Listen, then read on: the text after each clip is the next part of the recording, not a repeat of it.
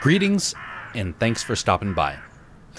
Welcome to the Alaska Jeff channel, a channel that will explore the world of art, culture, values, and religion, and how they all blend together. If you don't already know who I am, I'm a creative man who's determined to help recapture the fading art form of storytelling and filmmaking. I have been on this path for about 15 years now, learning how to write, direct, edit, animate, and much more. Because of this, I have come to form some very strong opinions, but also learned how to espouse these opinions in grace, or at least I tried to. I learned this from two places. First was from my military upbringing. I grew up around those who served our country and for a time considered doing the same. I learned from an early age that quick words and tempers are how wars start. Oh, sure, you might not be the one who started the war, but your words drive others to start that conflict. If you want conflict, you let your tongue be loose, saying whatever comes to mind. If you want peace, you gradually teach and guide. In doing so, you're striving to restore rather than ridicule, to convince rather than control. I think character is dying from our culture, and thus we forget to show compassion, mercy, let alone control.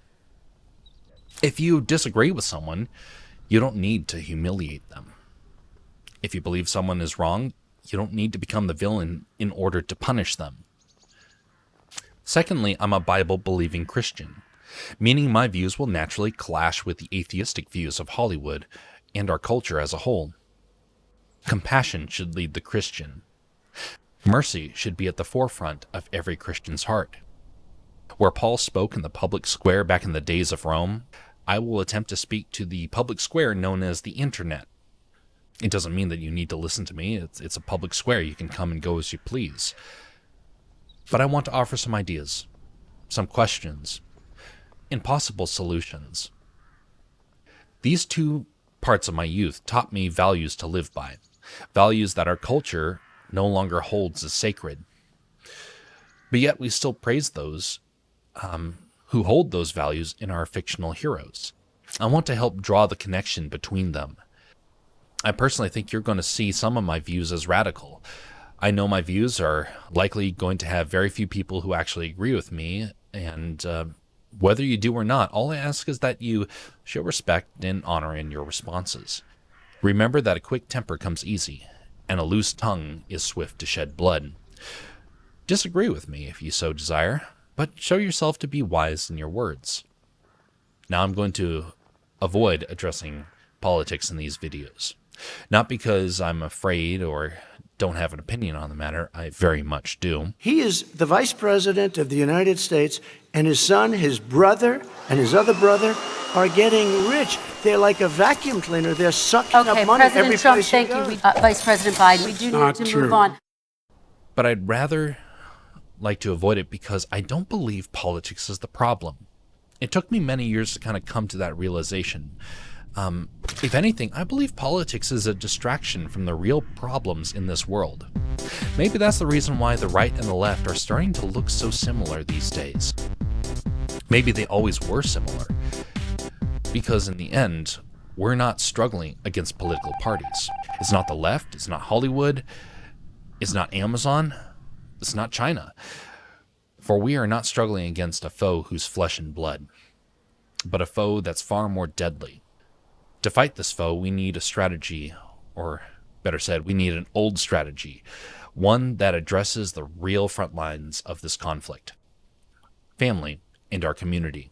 We win the fight by how we raise our kids, how we treat our spouses, how we work, what we consume, what we say, and how we live.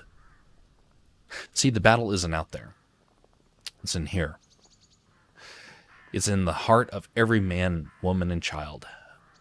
This is why there are so many entities that are doing everything they can to destroy the family, through education, through divorce, through cancellation, through abortion.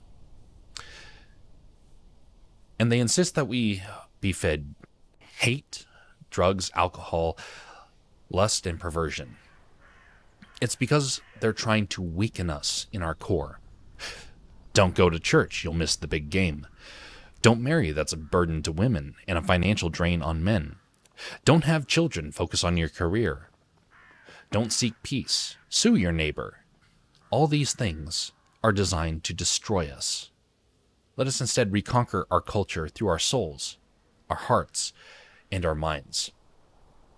In an age where hearts are driven by pleasure and desire, I want to help show people a way to live wiser, more godly lives. This is nothing new. These are things I was taught by much wiser men, by scripture, and by history. They're old strategies that we've been told are outdated or foolish, but in truth, they are more applicable to our lives than ever. For an age, we have been complacent and the enemy has beaten us back, but no more. Let us stand our ground. Let us not cave to evil. Let us speak truth and wisdom and test everything for that which is good. Stay humble, stay honorable, and stay faithful.